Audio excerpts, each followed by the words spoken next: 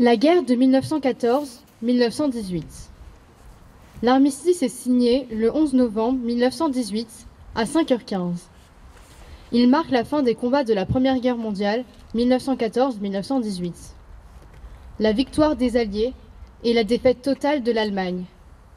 Le cessez-le-feu est effectif à 11h, entraînant dans l'ensemble de la France des volées de cloches et des sonneries de clairons, annonçant la fin d'une guerre qui a fait près de 19 millions de morts, d'invalides et de mutilés, parmi lesquels 10 millions de soldats et plus de 8 millions de civils. Ce 11 novembre 1918, les généraux allemands et alliés se sont réunis dans un wagon-restaurant aménagé, provenant du train d'état-major du maréchal Foch, dans la clairière de Rotonde, en forêt de Compiègne. Plus tard, le 28 juin 1919, à Versailles, est signé le traité de paix qui met réellement fin à l'état de guerre. Une guerre atroce. Cette guerre n'a pas été, comme beaucoup l'avaient cru en août 1914, une guerre limitée, courte, classique, mais une guerre généralisée, longue, nouvelle, totale, qui a nécessité la mobilisation de toutes les énergies dans les deux camps et qui est restée pour ceux qui l'ont faite, la Grande Guerre. On s'est battu avec acharnement dans un conflit sans précédent dans l'histoire, par le nombre de ses morts et l'ampleur des destructions matérielles. Ce conflit d'un genre nouveau qui a marqué les débuts de la guerre aérienne, l'emploi des chars et des gaz, qui a laissé des pays totalement dévastés.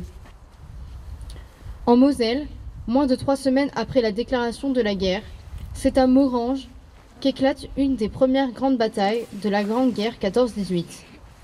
Celle-ci s'est déroulée sur 2 jours, les 19 et 20 août 1914, entre offensive française et contre-offensive allemande.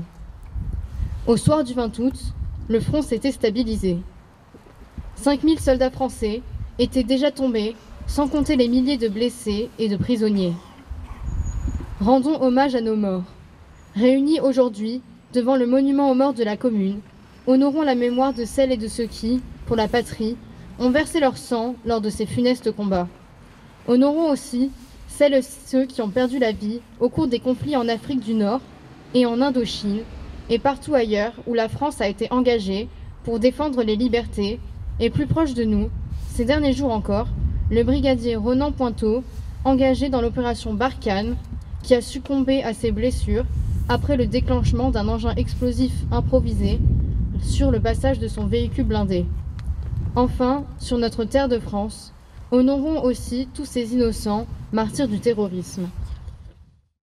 La préservation de notre indépendance, de notre liberté et de nos valeurs repose sur ceux qui ont donné leur vie pour les défendre.